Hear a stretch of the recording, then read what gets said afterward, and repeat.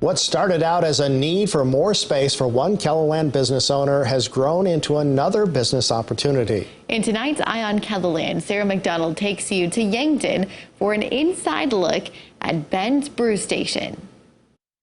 Ben Hanton started a bar when he was 23 years old.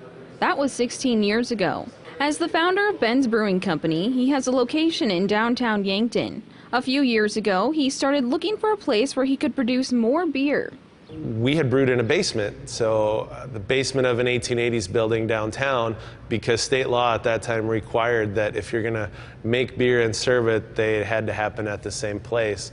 When that state law changed, we were on the lookout for a place that was more conducive to bringing in all of the grain that has to produce the beer and also all the kegs we send out to other bars and restaurants, because hauling those ingredients in and out of the basement, not super fun. That's when he found this building. It used to house the Freeman Company. This building was completed in 1945, and they are an airline aerospace manufacturing company, so parts for companies like Boeing and SpaceX and Bell helicopters were produced out of here up until 2020 when they moved to their new location. He closed on the building in October of 2020, officially owning what would become Ben's Brew Station. The name Brew Station is because we're right across the street from the railroad tracks. We're a block away from the railroad depot. There's a rail spur that actually comes in the building where parts used to be loaded onto. So we're playing up the railroad theme in here. Inside is a space for beer production and even a large area for people to come in and have a drink and play games. But having a bar in this building wasn't part of the original plan.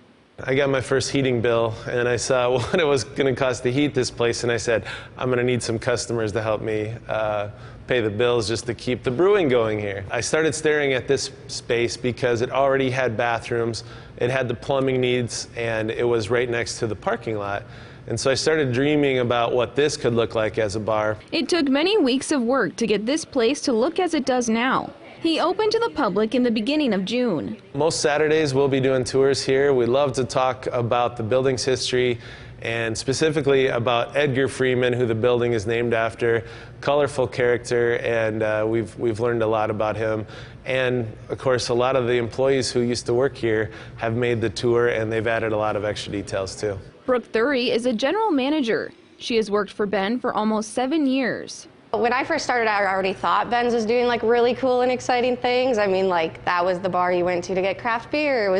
Had everything, so I thought we were doing cool things then. And then to watch it grow into this has been crazy. Like I never imagined we'd have 2 locations or that we'd be doing production like we're doing. The man behind the brews is looking forward to seeing both businesses continue to grow. Feels like it's been 30 years, but 16 years ago we started that bar, and it's kind of fun to see it blossom into this. With Eye on KELOLAND, I'm Sarah McDonald.